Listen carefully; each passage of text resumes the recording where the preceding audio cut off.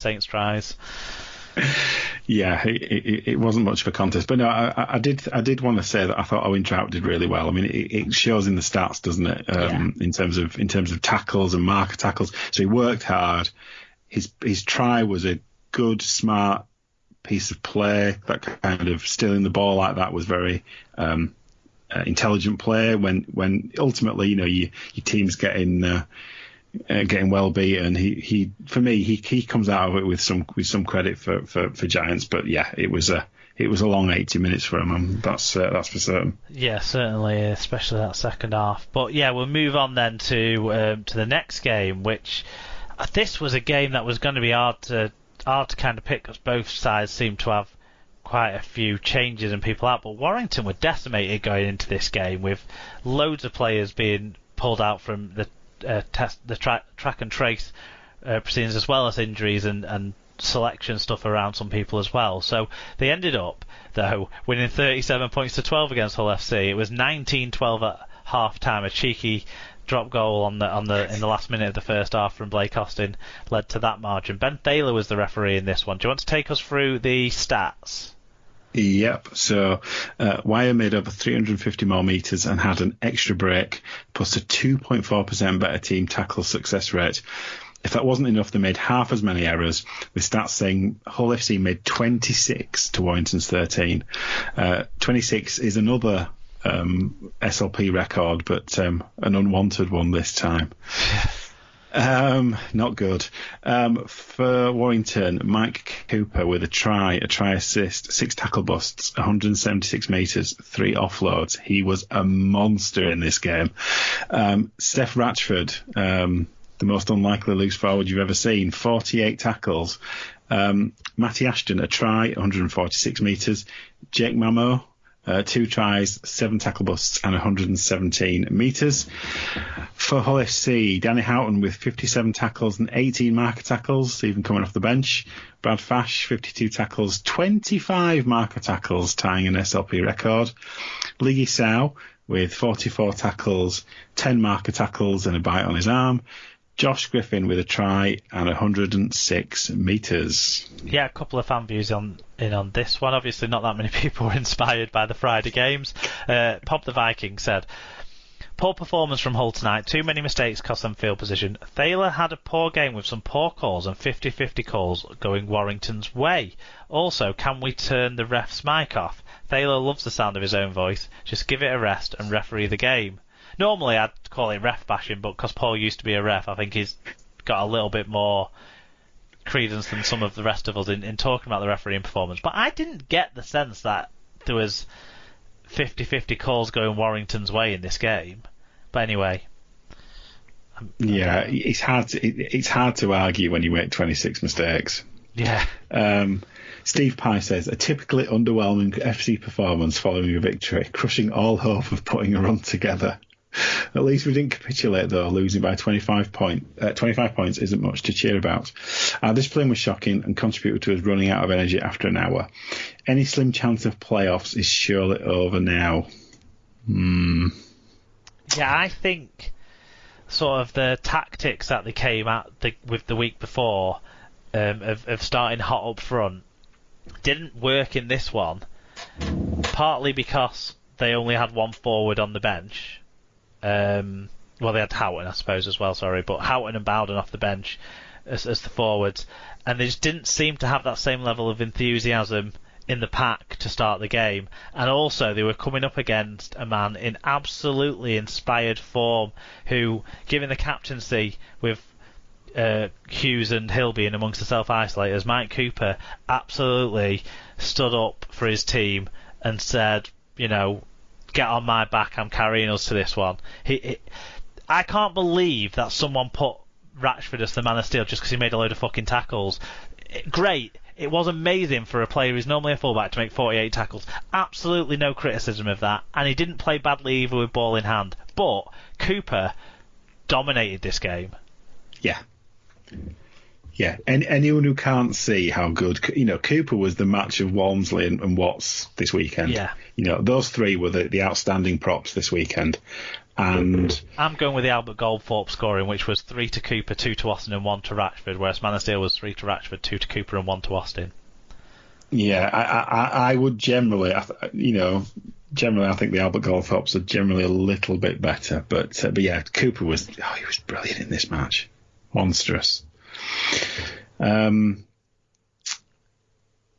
we talk about the incident, yes. The disciplinary incident? Yeah, so Liggy Sal's been given a grade B dangerous contact charge, got a 1-game ban because he hadn't had any previous charges, so he gets the bottom end of that scale. What I would say on this is, after last week, where we were hoping that maybe there'd be a step up in taking things seriously, when someone simultaneously chokeholds and tombstones an opposition player and only gets a 1-game ban, I think it's fucking diabolical.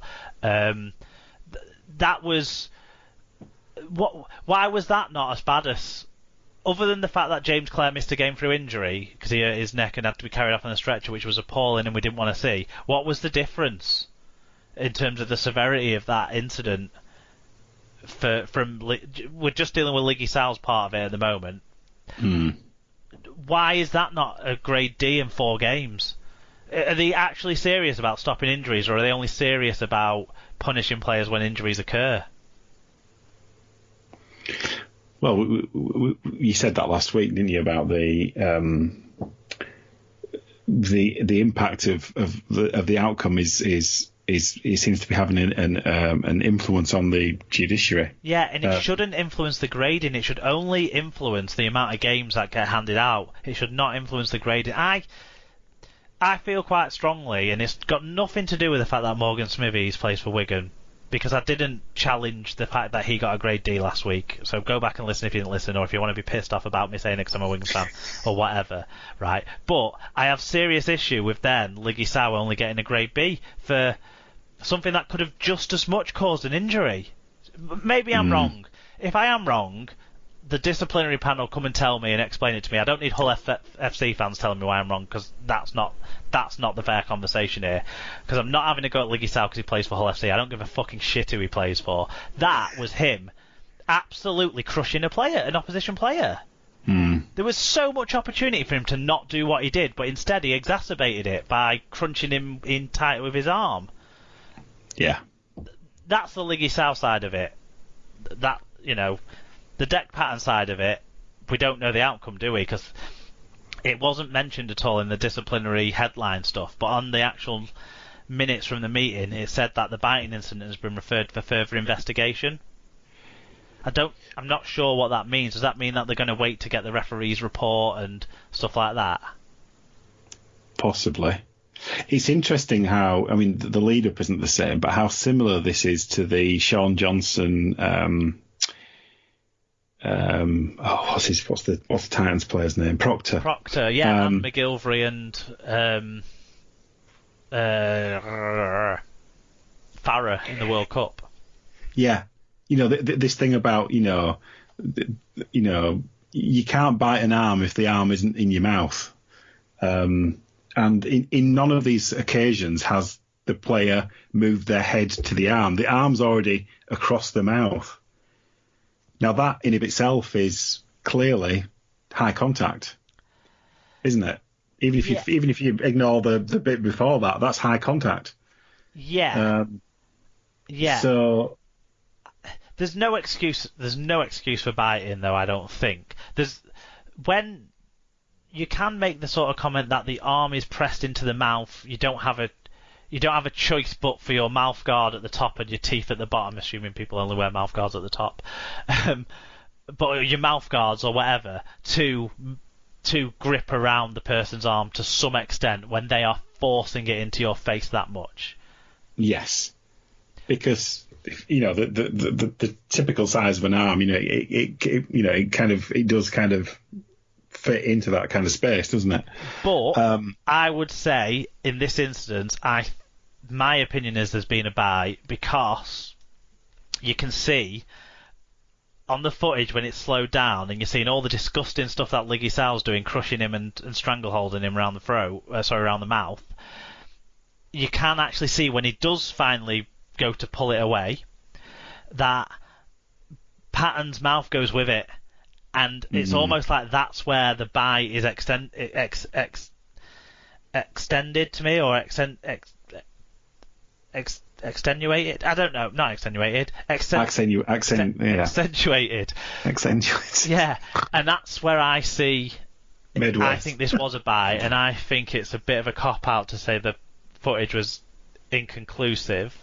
I think there's not justification for the bite, but there's an understanding of how his mouth ended up around his arm being not Dec Patton's fault, and also a comment of an element of self-defence of this is the only way I can stop this guy doing what he's doing, is what they might think in that moment. So there's an element of reasonability to there, so that whatever charge Dec Patton would get for the bite, you'd want to look at the lower end of the scale because of the mitigating factors. But you shouldn't be biting, ultimately. You should be hoping that the referee and subsequently the match review panel and the disciplinary committee deal with it properly. What I would say is I don't think they have. Yeah, we haven't mentioned what Joshua's granddad said about this, so let's bring that in now. So John said, no complaints about Sal getting a game, but cannot excuse Patton's bite despite what Sculthorpe may say. How can two Wigan era be up for third man in and below knee tackle and no action when Cater got done week before? The only consistency in the disciplinary is the inconsistency. Well, we've already talked about inconsistency. Yeah, so what this leads to is it'd be nice to always have an explanation about the differences between the tackles that I look at. What I would make clear for John is no Wigan players were up for a third man in tackle. No one was up for it. What the match review panel does is they watch the game, they pick out potential flashpoints that they want to then talk about at the panel, so that members watch the game they're assigned to. They then pick out potential moments that they want to have a bit more of a check of, so look at in more detail, and the panel looks at that, and that's what goes into the minutes, right? So if there's an incident in the minutes, it doesn't mean that they're up for that offence. They're only up for that offence if they get a charge. What it means is, on the first review, they've noticed a third man in tackle, so what they've done is reviewed it and seen if it's contrary to any of the rules that are in place for on-field conduct, right? And they've decided that they weren't, whereas with the Cater one, they've decided that it was. So on that basis, no Wigan players were up for third-man tackles. Cater was up for one, so that's why he got done. So you get done if you're charged. If you're not charged, you don't get done because you're not up for anything. So that's that part. But what we don't have the benefit of, I suppose, unless we all went back and watched all the incidents and then had the match review panel members explain to us, we don't know why they're looked at differently unless someone explains it to us. So without going back and watching the Cater incident, because I can't remember it anyway from the game, or digging through the minutes and watching these ones that were charged, I can't comment on the inconsistency over those two. I can only comment on the ones that I've gone back and watched. Sorry, I only saw this from John late last night when I was putting the rundown together, and it was too late for me to have time to go back and watch them all. But no one's up for something if they're in the minutes. They're only up for it if they're charged, if that makes sense. Yeah, it does. And I think people need to understand it from that aspect. Don't get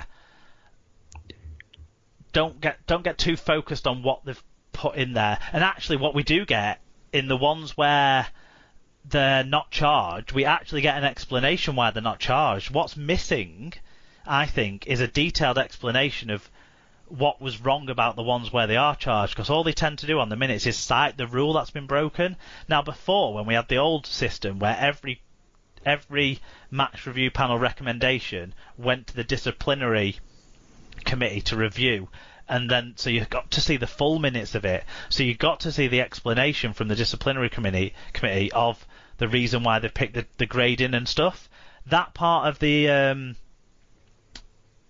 sort of visibility of things has gone from the process with the changes they made. The changes they made were to aim to streamline the process and to try and make it more consistent. But we don't, as the non-experts, get the same level of insight, which is a frustration and a shame for me. Because, like I've said before, I'd like to understand if they could explain to me what the difference between Flower and Bentley was this week, I'd be perfectly happy with that explanation if there is a distinction. Do you know what I mean? Similarly, if there was a